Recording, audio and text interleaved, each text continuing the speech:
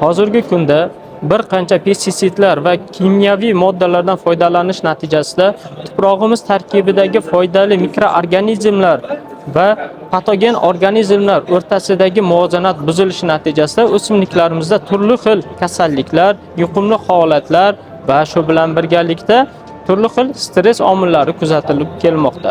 Tuproq tarkibini foydali mikroorganizmlarga boyitish va o'simliklar uchun qulay bo'lgan holatni, muhitni ta'minlash uchun Aminotid kompaniyasi o'zining innovatsion yechimi hisoblangan Aminotid Baktofol preparatlarini taklif qiladi.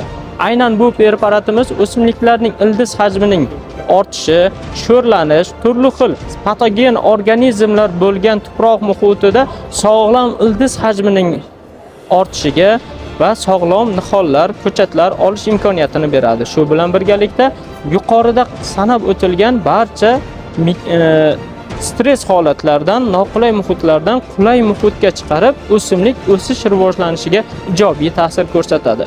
Aynan bu preparatimiz tarkibida bir qancha bakteriyalarning kompleks shakldan tashkil topgan va shu bilan birgalikda ularning biologik faol moddalari ajratmalari orqali innovatsion usulda tashkil etilgan.